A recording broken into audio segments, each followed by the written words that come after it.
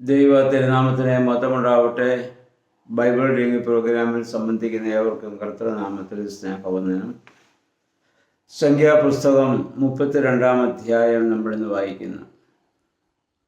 Israel ജനത്തിൻ്റെ മരുഭൂമി യാത്രയിൽ അവർ യാത്ര ചെയ്തു പോകുമ്പോൾ 2 ഗോത്രങ്ങൾക്ക് ധാരാളം ആടുമാടുകൾ വർദ്ധിച്ചതായി നമ്മൾ വായിക്കുന്നു. ഇത് രൂബേൻ ഗോത്രത്തിനും ഗാദ് ഗോത്രത്തിനുമാണ്. അപ്പോൾ ഈ ആടുമാടുകൾ ഒരു മരുഭൂമിയിലൂടെയാണ് യാത്ര ചെയ്യുന്നത്. ആവശ്യമായ പുല്ല് എപ്പോഴും ഭക്ഷണം അതിന് ലഭിക്കണമെന്നില്ല. അങ്ങനെ പോയപ്പോഴാണ് യോർദാനിക്കരെ 2 പ്രദേശങ്ങൾ വളരെ പച്ചപ്പുള്ള സ്ഥലമായി അവർ കണ്ടു. ഗിലെയാദ്, യാസേർ എന്ന് പറയുന്ന 2 സ്ഥലം. അവിടെ ആടുമാടുകളെ മേയ്ക്കുവാൻ നല്ല സ്ഥലമാണ്. അപ്പോൾ അവർ മോശയോട് പറഞ്ഞു, ഞങ്ങളിവിടെ അങ്ങ് കൂടാരമടിക്കട്ടെ, ഞങ്ങളിവിടെ താമസിക്കാം. ഞങ്ങൾക്ക് ധാരാളം ആടുമാടുകളുണ്ടല്ലോ, അവയെ പോറ്റാൻ ഇതാണ് ഏറ്റവും നല്ലത്. കനാനെ ലക്ഷ്യമാക്കി യാത്ര ചെയ്യുന്നതായ ഒരു സമൂഹമാണിതെന്ന് നമ്മൾ ഓർക്കണം. ആ കനാനെ ലക്ഷ്യമാക്കി യാത്ര ചെയ്യുമ്പോൾ ആ യാത്രയിൽ കണ്ടതായ ചില സൗകര്യങ്ങളിൽ സ്ഥിരതാമസമാക്കുവാനുള്ള മനസ്സാഗ്രഹിക്കുകയാണ്.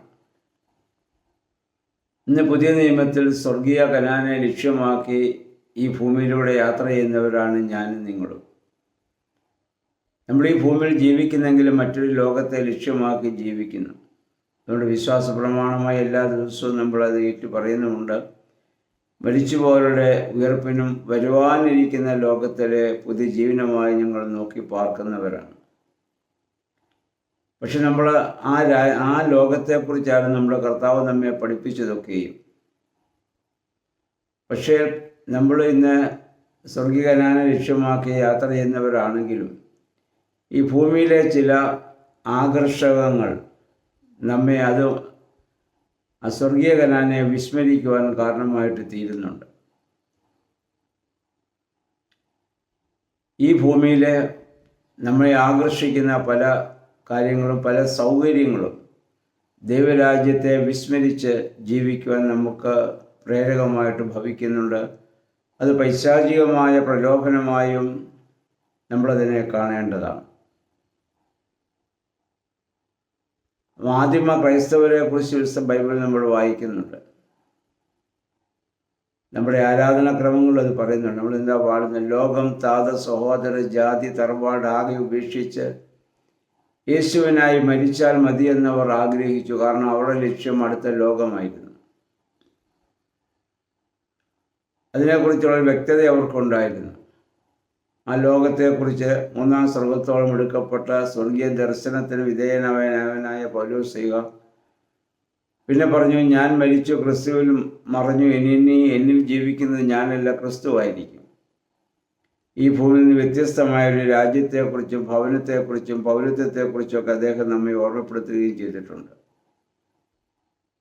എങ്കിലും നമ്മളിന്ന് പലപ്പോഴും ഈ ഭൂമിയിലെ സൗകര്യങ്ങൾക്ക് കൂടുതൽ പ്രാധാന്യം കൊടുക്കുന്ന രീതിയല്ലേ നമ്മുടെ ജീവിതത്തിലുള്ളത് നമ്മൾ ചിന്തിക്കണം. അവരിങ്ങനെ പറഞ്ഞപ്പോൾ മോശ അവരോട് ചോദിക്കുന്ന ഒരു ചോദ്യമുണ്ട്. അതിൻ്റെ 6-ാം വാക്യം, നിങ്ങളുടെ സഹോദരന്മാർ യുദ്ധത്തിന് പോകുമ്പോൾ നിങ്ങളിവിടെ ഇരിക്കണമെന്നാണോ ആവശ്യപ്പെടുന്നത്? മറ്റുള്ള രാജ്യങ്ങളെയൊക്കെ യുദ്ധം ചെയ്ത് കീഴ്പ്പെടുത്തിയാണ് കനാനിലേക്ക് യാത്ര ചെയ്യുന്നത്. അപ്പോൾ യുദ്ധത്തിന് പോകാതെ ഇവിടെ ഇരുന്ന് ഈ സുഖസൗകര്യങ്ങൾ അനുഭവിക്കാനാണോ നിങ്ങൾ വന്നത്?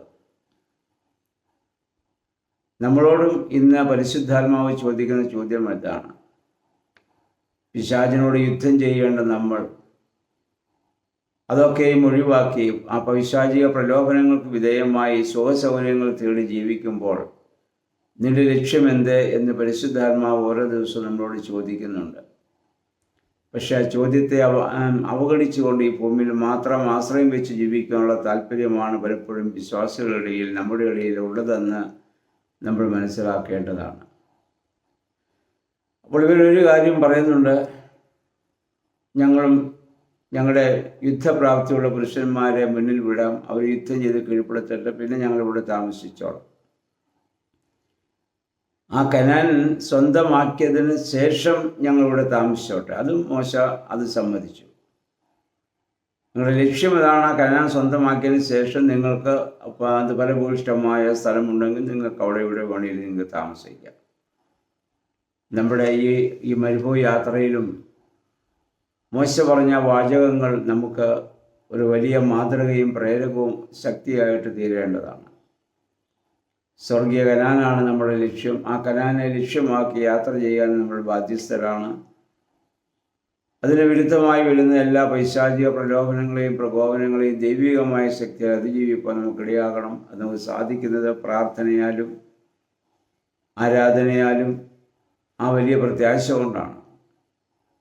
നമ്മുടെ ബൈബിൾ വായനയും നമ്മുടെ പ്രാർത്ഥനകളൊക്കെ അതിന് നമ്മെ സഹായിക്കണം. അതുകൊണ്ട് നമ്മളൊരു യാത്രയിലായിരിക്കുന്നവരാണെന്നും അതുകൊണ്ട് ഈ ഭൂമിയിലുള്ളതൊക്കെ നമ്മളെ ആകർഷിക്കുമ്പോൾ അതിനേക്കാൾ ഉന്നതമായ സമൃദ്ധിയുള്ള പാലും തേനും ഒഴുകുന്ന ഒരു കനാൻ ദേശം, ദൈവ സാമീപ്യം അനുഭവിക്കുന്ന ഒരു കനാൻ ദേശം നമുക്ക് മുന്നിലുണ്ട്. ആ സ്വർഗീയ കനാൻ.